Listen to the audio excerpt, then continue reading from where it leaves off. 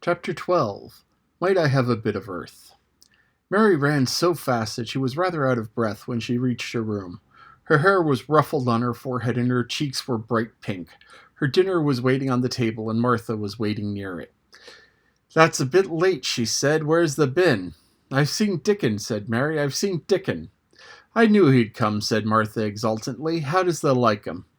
I think he's beautiful," Mary said in a determined voice. Martha looked rather taken aback, but she looked pleased too. "Well," she said, "he's the best lad that was ever born, but us never thought he was handsome. His nose turns up a bit too much." "I like to turn it up," said Mary. "And his eyes is so round," said Martha, a trifle doubtful, "though they're a nice colour." "I like them round," said Mary, "and they're exactly the colour of the sky over the moor."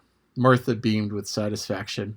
"Mother said he made that colour with a look always looking up at the birds and the clouds, but he's got a big mouth, hasn't he now?" "I love his big mouth," said Mary obstinately. "I wish mine were just like it." Martha chuckled delightedly. "It looked rare and funny in thy bit of face," she said, "but I knowed it would be that way when thou saw him. How did thou like the seeds and the garden tools?" "How did you know he brought 'em?" asked Mary. "I never thought of him not bringing 'em. He'd be sure to bring 'em if he was in Yorkshire. He's a trusty lad."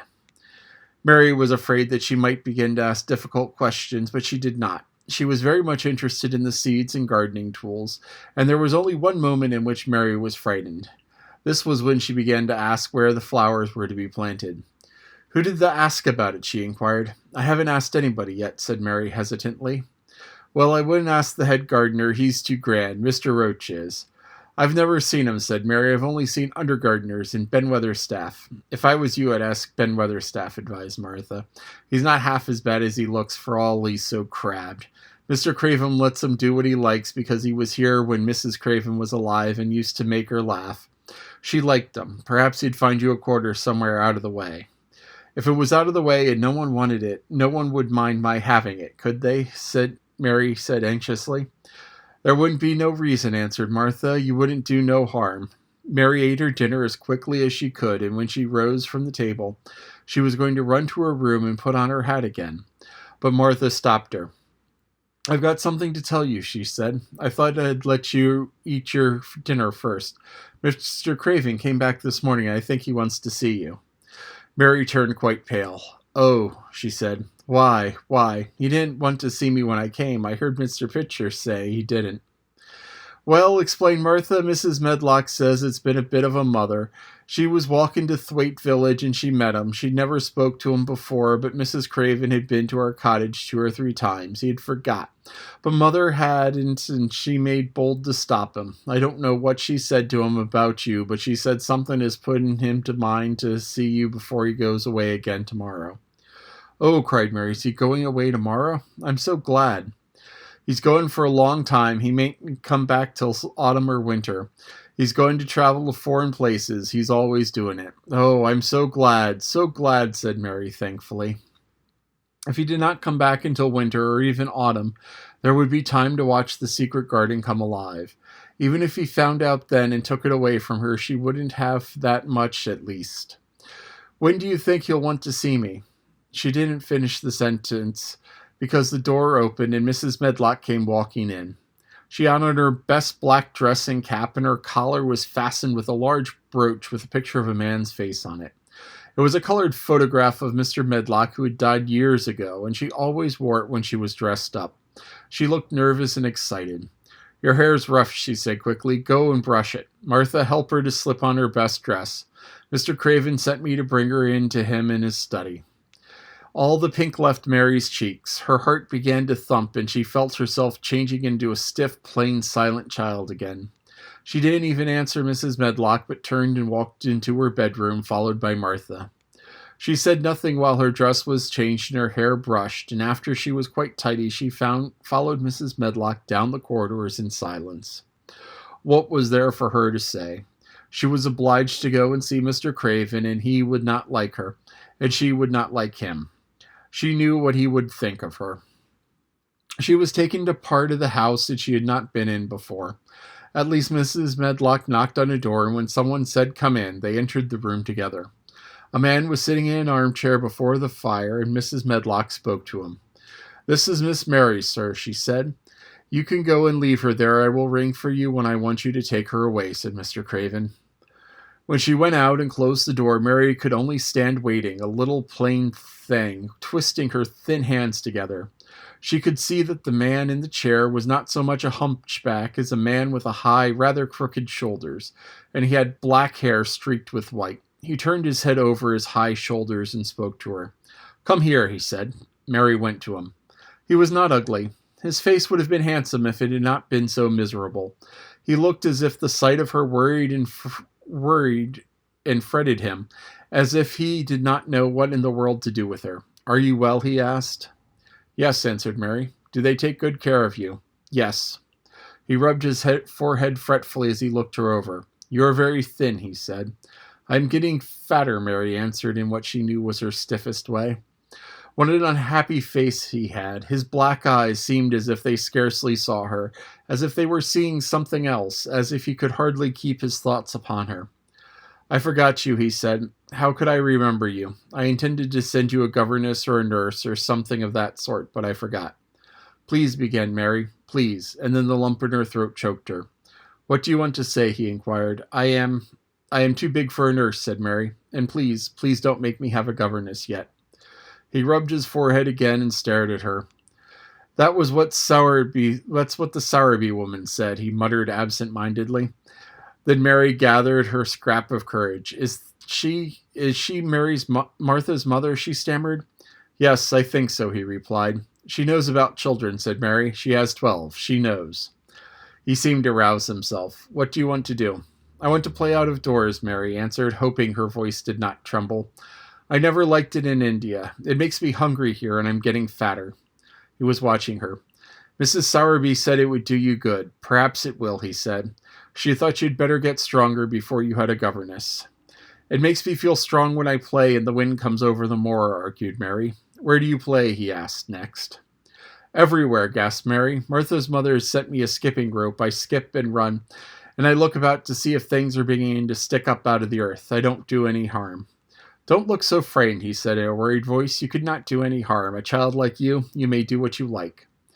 Mary put her hand to her throat because she was afraid he might see the excited lump she'd felt jump into it.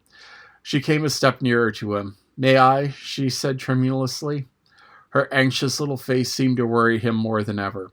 "Don't look so frightened," he exclaimed. "Of course you may. I'm your guardian, though I am a poor one for any child. I cannot give you time or attention. I am too ill and wretched and distracted. But I wish you to be happy and comfortable. I don't know anything about children, and Mrs. Medlock is to see that you have all that you need. I sent for you today because Mrs. Sowerby said I ought to see you. Her daughter had talked about you. She thought that you needed fresh air and freedom in running about. She knows all about children," Mary said, again in spite of herself. "She ought to," said Mr. Craven. "I thought her rather bold to stop me on the moor, but she said Mrs. Craven had been kind to her." It seemed hard for him to speak of his dead wife's name. "She's a respectable woman. Now I have seen you. I think she said sensible things. Play out of doors as much as you like. It's a big place, and you may go where you like and amuse yourself as you like. Is there anything that you want?" As if a sudden thought had struck him. "Do you want toys, books, dolls? Might I," quavered Mary, "might I have a bit of earth?" In her eagerness, she did not realize how queer the words would sound, and they were not the ones she had meant to say. Mr. Craven looked quite startled. "Earth?" he replied. "What do you mean?" "To plant seeds in, to make things grow, to see them come alive," Mary faltered. He gazed at her a moment, then passed his hand quickly over his eyes. "Do you care about gardens so much?" he said slowly. "I didn't know about them in India," said Mary. "I was always ill and tired, and it was too hot. I sometimes made little beds in the sand and stuck flowers in them, but here it is different." Mr. Craven got up and began to walk slowly across the room. "A bit of earth," he said to himself, and Mary thought that somehow she must have reminded him of something. When he stopped and spoke to her, his dark eyes looked almost soft and kind. "You can have as much earth as you want," he said. "You remind me of someone else who loved the earth and things that grow. When you see a bit of earth you want, with something like a smile, take it, child, and make it come alive. May I take it anywhere if it's not wanted? Anywhere, he answered. There, you must go. I'm tired. He touched the bell to call Mrs. Medlock. Goodbye, and I shall be away all summer. Mrs. Medlock came so quietly that Mary thought she must have been waiting in the corridor. Mrs. Medlock, Mr. Craven said to her, now I have seen the child, I understand what Mrs. Sowerby meant. She must be less delicate before she begins lessons. Give her simple, healthy food. Let her run wild in the garden. Don't look after her too much. She needs liberty and fresh air and romping about. Mrs. Sowerby is to come and see her now and then, and she may sometimes go to the cottage. Mrs. Medlock looked pleased. She was relieved to hear that she need not look after Mary too much. She had felt her a tiresome charge and had indeed seen as little of her as she dared. In addition to this, she was fond of Martha's mother. Thank you, sir, she said. Susan Sowerby and me went to school together, and she's as sensible and good-hearted a woman as you'll find in a day's walk. I've never had any children myself, and she's had 12, and there never was a healthier or better ones. Miss Mary can get no harm from them. I'd always take Susan Sowerby's advice about children myself. She's what you might call healthy-minded, if you understand me. I understand, Mr. Craven answered. Take Miss Mary away now and send Pitcher to me. When Mrs. Medlock left her at one end of her own corridor, Mary flew back to her room. She found Martha waiting there. Martha had, in fact, hurried back after she had removed the dinner service. I can have my garden, cried Mary. I may have it where I like. I'm not going to have a governess for a long time. Your mother is coming to see me, and I may go to your cottage. He says a little girl like me could not do any harm, and I may do what I like anywhere. Said Martha delightedly. That was nice of him, wasn't it? Martha, said Mary solemnly. He is really a nice man, only his face is so miserable, and his forehead is all drawn together. She ran as quickly as she could to the garden. She had been away so much longer than she had thought she should, and she knew Dickon would have to set out early on his 5-mile walk. When she slipped through the door under the ivy, she saw that he was not working where she had left him. The gardening tools were laid together under the tree. She ran to them, looking all round the place, but there was no Dickon to be seen. He had gone away, and the secret garden was empty, except for the robin who had just flown across the wall and sat on a standard rose bush watching her. He's gone, she said fairly woefully. Was he only a wood fairy? Something white fastened to the standard rose bush caught her eye. It was a piece of paper. In fact, it was a piece of the letter she had printed for Martha to send to Dixon. It was fastened to the bush with a long thorn, and in a minute she knew Dickon had left it there. There were some roughly printed letters on it in a sort of picture. At first she could not tell what it was. Then she saw that it was meant for a nest with a bird sitting in it. Underneath were the printed letters, and they said, I will come back.